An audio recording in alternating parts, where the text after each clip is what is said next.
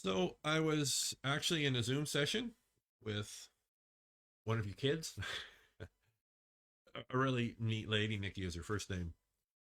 Fairly new. Well, I guess not so much now because we've been working together for a period of months now. And I'm just going to move this so I can see comments and stuff. For periods of months now, and just she's doing really well and experiencing some amazing experiences in personal healing and restoration and things like that. And she was asking why. Not in a like why way, but it was like why this is so cool, but like why me and why is it happening? And there's two reasons for that. The first one is a little bit more global in that actually in the last show. So the last show was Friday, I think it was. I actually put a clip on it. I'll talk about that in a second. Uh, and I talked about with Mr. Flipchart how I believe the title was Beauty from Ashes. And what I was talking about was now really easy to look around and see mess and confusion and blah, all that kind of stuff. It's really easy to get caught up in that. And it's really easy to allow that to draw and drag you down. At the same time, within that, and the picture that Source keeps giving me, and it makes a ton of sense, is just like being in the eye of a tornado. So, in the eye of tornado, it's still, you can look around and you see all this insanity around you. And all you'd have to do is kind of just poke it a little bit, whoop, it catches you. But in the middle, you remember the movie Twister? Some of you probably weren't even born then. So you've probably seen it though. If not, Google Twister. It's on Netflix, I think. And it's the picture of the eye of the tornado. You've probably all seen it. So right in the middle, they can actually kind of look up and see like clear sky. And that's what Source has been sharing with me is happening right now. Is that if we look around, there's all this, you could call it destruction and chaos and confusion, all those words. But at the same time, if we can get in the middle, there's this opportunity to grow and raise and have experiences that,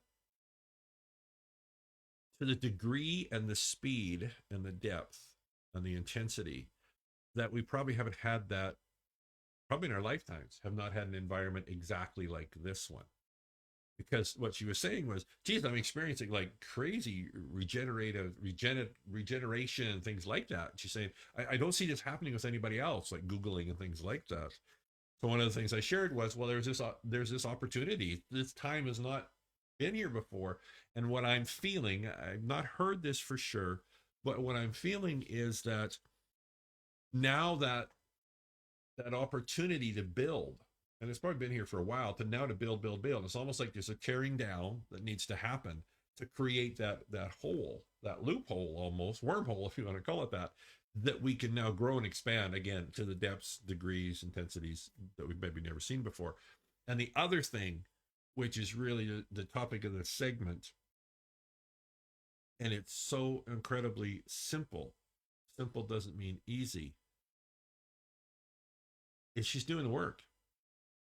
And that's why for me, when I talk about bullheaded stubbornness being a valuable aspect of your personal spiritual journey, I'm not kidding.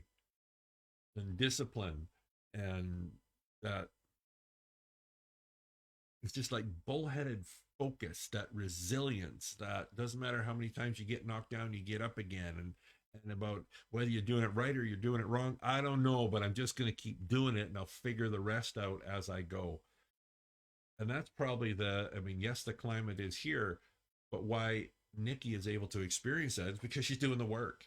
She's exploring, she's learning, she's exploring those areas and taking the ones that resonate with her. Don't worry about the ones that don't, and practicing them in a way that works for her. And that's why she's experiencing. That's the two things. The one is both are really are available to both of us, all of us.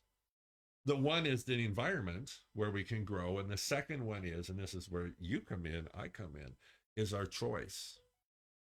And a big piece, another word that often has shown up for me is that word surrender. And this kind of this wormhole, that hole, that sweet spot in the center of the tornado, it's our nature to grow. And again, especially now, surrender is such a valuable piece of that. Often the affirmations that I use is surrendering to the process, just letting go. just letting go. And it's really neat because she's fairly new to this, which gives her an advantage actually over folks like us that have maybe been on this path for a while. Is it's all fresh and new, and she's exploring it almost with a childlike exuberance that maybe some of us that have been on this path for a while, I can speak for myself, I think sometimes, I don't know, a person can almost get a little bit cynical maybe at times when you've been on this journey for a while. But there's this opportunity right now, and it's really all about consistency, not constancy, right? Consistency. Just be as consistent as you possibly can be. That dogged determination. Some days you'll wind beneath your wings, and other days you're dragging your butt across the floor. But it's that consistency, that consistent application. Right, wrong. Well, you're never going to get it perfect, so don't wait for that. Just do it and surrendering to the process. For me, a big one is surrendering to the process. All right, that's the segment on practical spirituality.